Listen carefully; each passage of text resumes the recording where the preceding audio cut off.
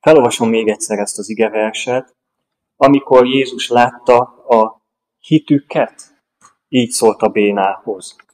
Fiam, megbocsátottak a bűneid. A következő héttől lesz egy igehirdetés sorozatunk, Reformáció címmel, ugyanúgy, mint tavaly volt. És ez egy 6 részes igehirdetés sorozat lesz, amiben igazából az őskereszténységről, a pünkösdi gyülekezetről lesz, és annak értékeiről szó többnyire, de éppen azért, hogy a reformáció, akár belevehetjük a fáklyás felvonulást is, tehát október 31, az ne egy emlékünnep legyen,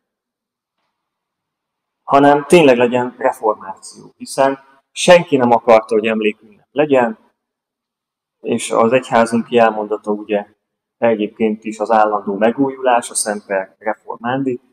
Tehát, hogy történjen reformáció, különben nem lesz mit megünnepelni. És hogyha nincsen reformáció, akkor reformációt ünnepelni, az nem is tudom. Hát akkor olyan, mint a Halloween. Tehát, hogy így nem látom kimondottan sok értelmét. És éppen ezért az ige hirdetés a mai előkészíti azt a sorozatot, és gondoltam, hogy a hitről legyen szó. És kiválasztottam ezt az ige szakaszt, mert annyira tetszik, hogy a barátoknak a hitét látja Jézus, és nem a bénáit. Ezért a cipelő hit, vagy a tetőt bontó hit lesz a mai témánk. Bevezetésként hadd mondjam el, volt egy történet, hogy egy angol misszionárius Afrikában szolgált. És az egyik alkalommal egy beteg kisfiút vittek hozzá, de a szülők nem mertek belépni a missziós állomáshoz, mert hogy úgy gondolták, hogy ők nem méltók a fehér ember istenéhez. És a misszionárius észrevette őket, és oda ment a kapuhoz, kézzel fogta a gyermeket, és azt mondta, hogy őt nem kívülről kell Istenhez vinni, hanem be kell hozni. És annyira megtetszett nekem ez a mondat, hogy nem kívülről kell az Istenhez vinni másokat, hanem Jézuson keresztül. Be kell hozni. Magunkat kell nekik adni oda. Jézust kell nekik adni oda. Ahogy vagyunk, ahogy ő velünk van. Ezt nem lehet kívülről magunkat megkerülve, Jézust megkerülve, a szeretetünket megkerülve, ezt nem lehet másképp csinálni.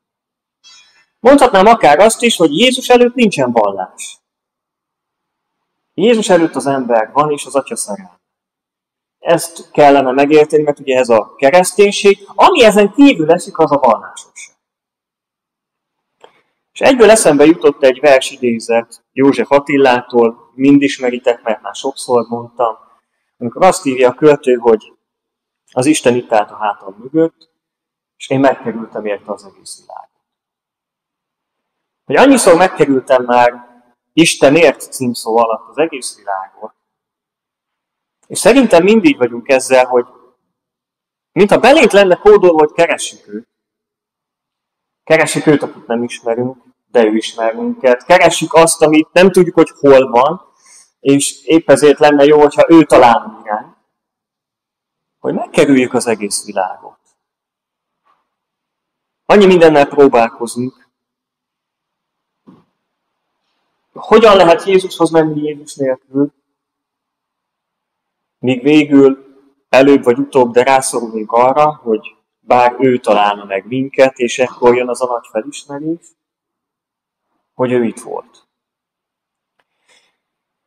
A Márk evangélium a 2. fejezetében szereplő barátok pontosan ezt teszik. Nem hagyják kint a bénát, pedig olyan könnyű lenne, nem? Hát, ha ő nem lenne, beférnék Jézushoz az ajtón. Ha ő nem lenne most itt velünk, akkor hallanánk Jézust az utcáról is.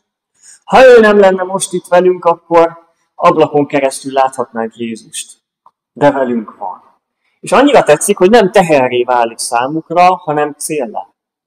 Most itt van Jézus, úgyhogy fogunk téged és magaddal viszont.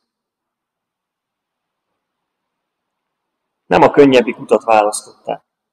2 kérdés járt a fejemben ezzel kapcsolatban. Az egyik, hogy micsoda az a hit, amely mindent meg akar tenni, ami tőle telik azért, hogy Jézus is megtegye, ami ő tőle tel. A második kérdés, amin gondolkodtam, hogy micsoda az a hit, ami minden akadályt legyőz, de akkor is Jézushoz, az Isten fiához viszem őt, mert ő képes meggyógyítani. Igénk első üzenete, hogy a hit közösségi erő. Azt írja az 5. vers, Jézus látta a hitüket. A bénáról nagyon kevés szó van itt a történetben. A barátok hitét látta, nem a bénáét. Hadd kérdezzem meg, hogy szerinted mennyit ér a te imádságod? Hiszel-e abban, hogy nagy ereje van a te imádságodnak? Annak is, hogy itt közösen imádkozunk egy Istenhez, egy akaraton, annak is, hogy te személyesen imádkozol magadért, családodért, másokért, és eszembe jutott, hogy mennyire hatalmas dolog az, hogy több generációval korábban imádkoztak a gyülekezetünkért. Miértünk? Biztos vagyok benne, hogy ennek van és lesz is eredmény. Ha nem olyan régre gondolunk vissza, nekem mindig eszembe jutnak Lidus néni imádságai ide. Annyira beleégett az agyamba, képzeljük el, hogy én már minden imádságot ösztönösen úgy kezdek el, hogy áldott légy mennyei atyám. Azelőtt sose kezdtem így imádságot, de ő mindig így kezdte. Hatalmas dolog volt, még a halála előtt is szolgált itt előttünk.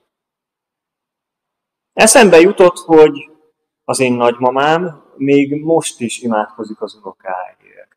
És annyi minden történt vele, meghalt a csecsemője, meghalt a 18 éves fia, meghalt a 65 éves fia, ápolta a férjét, és közben mindig azt mondta, akár mikor találkoztunk, hogy az Istennél nincs jobb.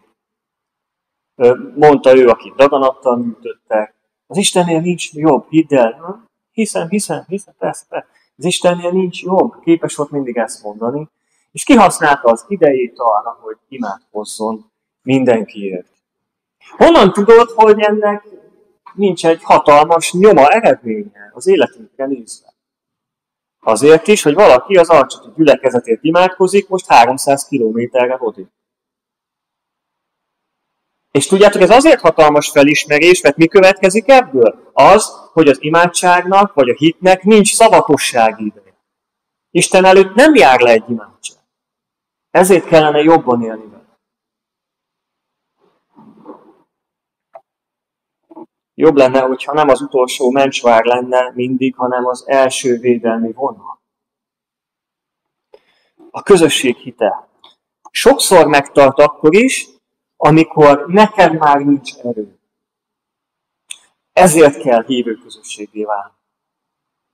Hogy megtartson téged akkor, amikor te igazából már kapaszkodni sem tudsz. És akkor is szükség van rád, amikor jól vagy, hogy megtarts másokat, amikor ők nincsenek jól.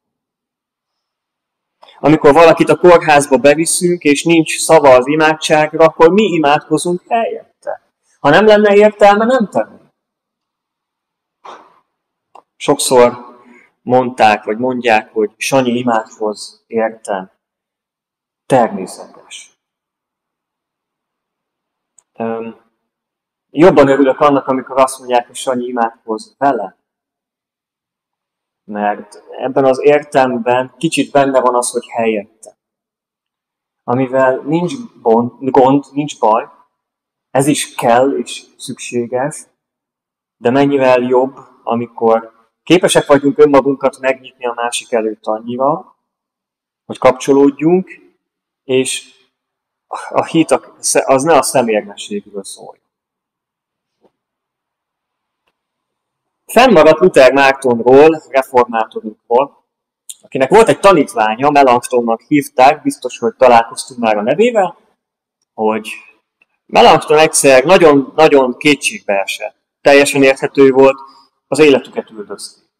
Az akkori tradicionális egyházban ők voltak az újítók, hoztak valamit, és általában minden, ami újítás, az mindig más. Ami pedig más, azt kilöki a rendszer magából. Velük is így tett, halálra üldözték őket. Melanchthon kétségbe esett, és amikor ezt észrevette Luther, akkor ezt mondta neki, ma én imádkozom. Te csak kapaszkodj. Annyira szeretem ezt, amikor lehet kapaszkodni. Valaki megteszi azt, érted, amire te nem lennél képes. Sőt, cipel téged, amikor kapaszkodni sem bírsz. Hadd kérdezzem meg, kinek vagy így a barátja? Van-e valaki, akinek imatársa vagy jelenleg? Ha nem, akkor keresd valakit.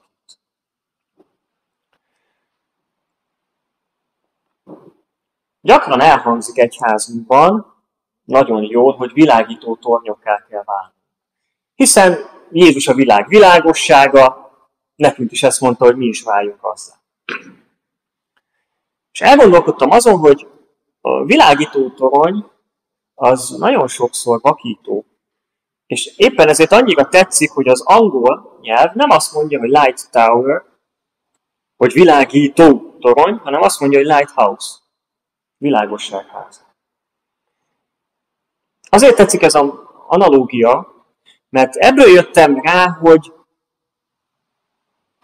nekem nem egy szúrófényű világossággá kell válnom, hanem Jézus kétfajta természetű fényt ad.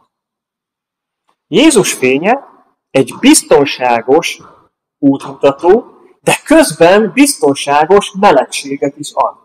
Tehát a fény két dolgot ad, útmutatást, de otthont is. És neked ezt tudnod kell adni. Mert hogyha nem adod az otthont, nem adod a szeretetet, nem adod a gyógyításodat, akkor törvénykezővé válsz. Az nem világosság, az egy szúrófény. De otthont kell, hogy adj. Nagyon sokszor imádkozom másokért, nagyon kitartóan. Sok ilyen megtapasztalásom volt, meséltem már nektek, amikor is Isten meghallgatta egy imámat, és meggyógyított valakit a halál széléről, és ezért én rendszeresen imádkozom azóta másokért. Itt is ülnek többen, akikért több éve imádkozom, hogy minden nap, hogy gyógyuljanak meg, vagy magánéleti problémáik miatt, vagy hogy legyen babájuk, és ezt úgy kell elképzelni, hogy minden nap, akár órákon át, hogy imádkozom 5 percet, elmegyek dolgozni 1 órát, aztán a kétségbe esek, ezért megint imádkozom 5 percet, megint dolgozom 1 órát, aztán megint eszembe jut az illető személy, megint imádkozom 5 percet, és este van. De nagyon komolyan veszem, és ezt nem magam miatt mondom, hanem hogy ti is vegyétek komolyan. Hatalmas dolog ez is. Tudod, hogyha nem ti keresztények éltek ezzel a lehetőséggel, azt gondolom, hogy a nem keresztény emberektől pedig nem várható el. Ez rátok van bízva. És Jakab írja, hogy nagy ereje van az igaz ember buzgó könyörgésének, és ez a buzgó, ez azt jelenti a Bibliában, hogy kitartó, hogy álhatatos, de miért használja ezt a szót? És rájöttem, hogy azért, mert a keresztény embernek 2 dolog nagyon fontos kell, hogy legyen. És ebben a buzgóban van benne. Hogy azért buzgó, mert Jézus a fontos neki, mert tudja, hogy ő az Isten fia, hogy ő meg tudja gyógyítani, hogy hozzá bármikor fordulhat, hogy meg fogja hallgatni, hogy ölbeveszi őt, és kérhet tőle, és könyöröghet neki. A második, ami nagyon tetszik Isten előtt, az az, hogy ekkor kiderül a buzgóságban, hogy fontos számodra az ember.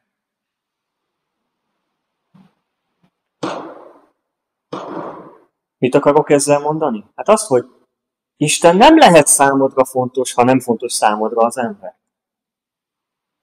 Tehát Jézus nem fontos az ember számára abban az esetben, ha nem fontos számára az, aki az Isten számára is fontos, tehát a másik ember. Tehát Istent nem lehet szeretni úgy, hogy én szeretlek téged, de a másik embert azt nem szeretem. Ilyen nincsen. Igen, második üzenete, hogy Jézus a gyökér problémát kezeli. A bénának nyilván a lába és a végtagjai volt a fő baja, testi baja. Jézus mégis ezt mondja először, ha megfigyeltük, fiam, megbocsáttattak a bűneid. Miért mondja ezt? Az akkori társadalomban úgy hitték, hogy a betegség a bűn következménye, ami majdnem igaz, de nem abban az értelemben, ahogy a nők hitték. Ők azt gondolták, hogy azért beteg valaki, mert ő vagy a szülei bűnösök. És Isten megbünteti őt ezért, és nem kell vele foglalkozni, nem kell őt akár meg se gyógyítani, mert ez így van jól, ahogy van. Ezzel vették le magukról a felelősséget, és Jézus így kezdő, fiam, megbocsáttattak a bűneid. Elrendezte azokat. Ebből következik az, hogy Jézus számára fontos a teljes gyógyulás. Fontos az egészség. Jézus több, mint egy földi orvos. Több, mint egy varázsló.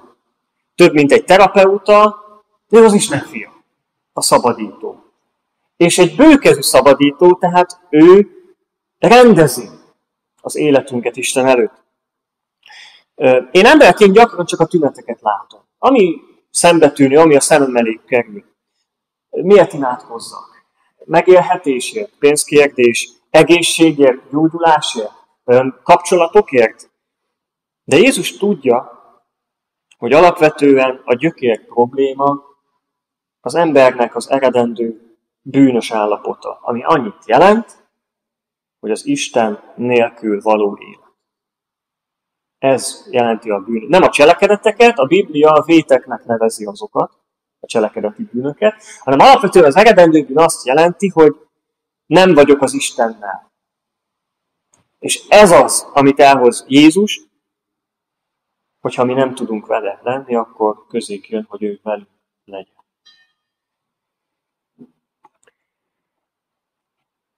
Van egy barátom, egyszer lejárt, emlékszem, a műszaki vizsga az autóján, egy régi G-Astra Opel, nem is egy fontos lámpa világított neki a műszerfalon, csak a check engine, motorhibakót.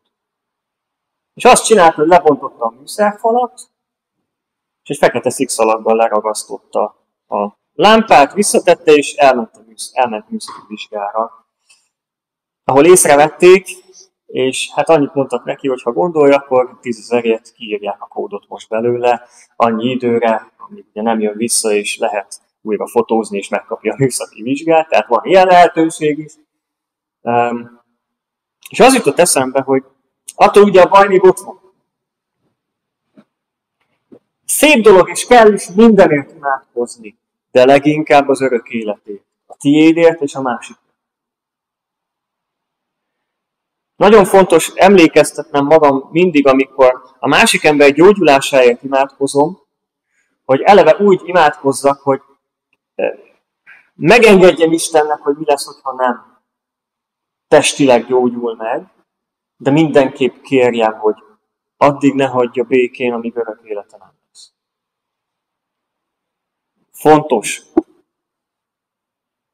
hogy így imádságban hordozzunk másokat. Megmerem engedni Jézusnak, hogy a legmélyebb szív problémáimat érintse, ne csak a felszín. Tényleg az összes szobát kinyitom előtte, hogy menjen be oda rendet tenni? Vagy csak a házasságommal tudok dicsekedni, vagy csak a szakmámmal tudok dicsekedni, vagy csak az erőmmel tudok dicsekedni. Igénk harmadik üzenete, azt gondolom, hogy a csoda célja az az Isten dicsősége. És ez így van jól. Figyeljük meg az igét, a végén mindenki ámul, és ezt mondják, hogy ilyet még soha nem lát. És dicsőítik Isten. Sok mindent láttak az emberek, És ott vannak közöttük farizeusok és írástudók, papi nemzetség. Foglalkoztak elvileg mindennel, gyógyítással, ördögűzéssel, és mégis azt mondják, hogy ilyet még nem láttunk. És tényleg meggyógyult egy béna. Itt tényleg valami hiteles történt. Itt tényleg valaki olyan személy áll, nem tudják még, hogy az Isten fia. Még az elején vagyunk. Egy-két személy már sejti a tanítványok közül, de alapvetően azt gondolják, hogy végre itt egy önazonos személy, akinek hitelt lehet adni a szaván. A többieket is hívőnek nevezik, de ez az ember tényleg az. Mert úgy él, ahogy mondja. És annyira tetszik, hogy nem a barátok kerülnek a reflektorfénybe, hogy az ő hitük mekkora volt, és olyan volt, és úgy megdicsérte őket Jézus, és már felvette őket presbiternek. Nem. Nem a barátok kerülnek reflektorfénybe, nem is a bénából lesz sztár, hanem egyszerűen Jézust kezdi el dicsőíteni. Bocsánat, az Istent, az Atyát kezdi el dicsőíteni a család. Rá kell, hogy mutasson a hitünk, a csoda, amit megélünk, ha egyáltalán tudjuk csodának tekinteni azt, ami történik. Ott is. Mondták, hogy itt valami hiba van a történetben. Ez valami kamu.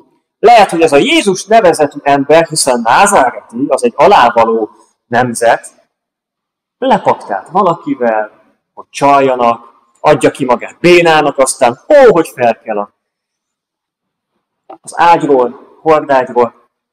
Biztos egy szektás valaki, hiszen se nem szadduceus, se nem zélóta, se nem írástudó, akkor csak szektás lehet. Isten nem szeret csak minket, másokat őt. Nem. Nem erről van szó. Tehát a csoda az nem az ember körül forog, hanem az Isten dicsőségét szolgálja, és ez egy egészséges dolog, mert az azt jelenti, hogy felismerés történt.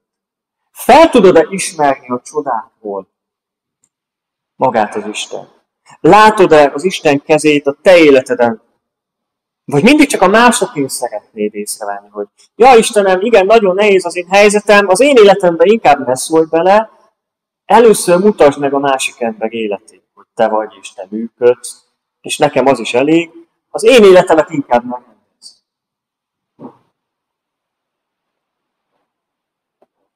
Nem tudom, ismerjük-e a metodista reformátor, John Wesley-t. Ő írta egy naplójában, hogy egyszer egy evangelizáción, egy istentiszteleten, a megtérés után nem az embert ünnepelték. Nem a prédikátort úgymond, hogy mennyire szépen beszélt, hogy megtért valaki, hanem amikor valaki odament, letérdelt és imádságban hangosan kérte az Isten bocsánatát és újjászületett, akkor a gyülekezet együtt kezdte el énekelni a Gloria in excelsis Deót, dicsőség a magasságban Isten kezdetűjét. Annyira jó lenne, hogyha tudnánk együtt örülni annak, amikor valaki immáron közénk tartozik. Amikor valakinek helyet készítünk, hogy tartozzon közénk. Amikor nem állampolgári vizsgát kell tennie valakinek, hogy bekerüljön a mennybe, hanem helyet kap, célt és testvéret.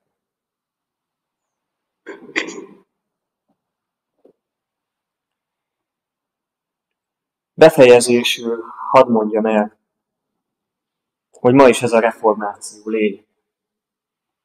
Ha kell, akkor lebontani a falat. Ha kell, ha Jézus csak úgy látható, akkor lebontani mindent. Még a tetőt is, akár szó szerint. Jézushoz vinni az embert, mert Isten csak akkor fontos számodra, hogyha fontos számodra az ember. Engedni, hogy Jézus a mélyben gyógyítson. Nem elég imádkozni mások ébredéséért, ne csodálkozz rajta, hogyha előbb Jézus téged érkezt. És hogy mindezekért egyedül Istennek adjuk a dicsőséget. Higgyük el, hogy ahol ő van az első helyen, ott jól jár a második is. Kimondottan. Ámen.